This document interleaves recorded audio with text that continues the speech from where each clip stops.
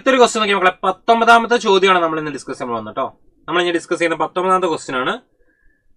ഈ ഒരു question actually എവിടെ നിന്നാണ്? ക്ലാസിഫിക്കേഷൻ ഓഫ് എലമെന്റ്സിൽ പീരിയോഡിക് ടേബിളിന്റെ ഇൻട്രൊഡക്ഷൻ പാർട്ടിൽ, മോഡേൺ പീരിയോഡിക് ടേബിളിന്റെ ഇൻട്രൊഡക്ഷൻ പാർട്ടിൽ ഹെൻറി മോസലിന്റെ എക്സ്പെരിമെന്റ് ഒക്കെ പറയുന്ന ഒരു ഭാഗത്ത് നിന്ന് വന്ന ക്വസ്റ്റ്യൻ ആയിരുന്നു. Given the below are two statements about X-ray spectra of elements. Elementsന്റെ X-ray spectrയിലെ എന്താണ് രണ്ട് സ്റ്റേറ്റ്മെന്റ്സ് ആണ്. A plot of root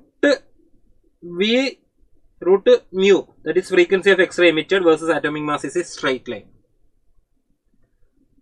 എന്താണ് പറഞ്ഞിരിക്കുന്നത്? നമ്മൾ root mu versus atomic mass ഒരു സ്ട്രെയിറ്റ് ലൈൻ ആണ്, ഒരിക്കലുമല്ല. ഓക്കെ, അടുത്ത സ്റ്റേറ്റ്മെന്റ് എന്താണ്? ശരിക്കും ആക്ച്വലി എന്താണ്?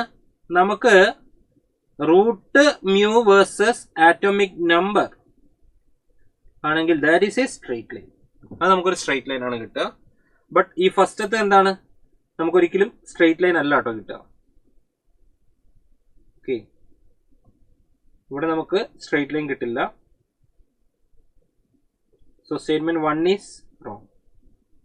Statement 2 എന്താ പറഞ്ഞിരിക്കുന്നത്? A plot of mu of, that is X-ray, like frequency of X-ray emitted versus atomic number is straight line. അതും തെറ്റാണ്. Root mu versus atomic number അല്ല, root mu versus atomic number ആണ് നമ്മുടെ straight line.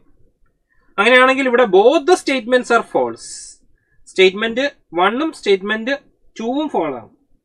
ഇത് എവിടെയാണ് പറഞ്ഞിരിക്കുന്നത്? അല്ലടാ, confusion sir, ഇതൊക്കെ എവിടെയാണ് പറഞ്ഞിരിക്കുന്നത്? നോക്കടാ, NCERT നിങ്ങൾ നോക്കി കഴിഞ്ഞിട്ടുണ്ടെങ്കിൽ ഇവിടെ പറഞ്ഞിരിക്കുന്നത് കണ്ടോ? Henry Moseley observed regularities in the characteristics of X-ray spectra of elements. A plot of root mu, that is frequency of X-ray emitted, against atomic number gives a straight line and not the plot of root mu versus atomic mass.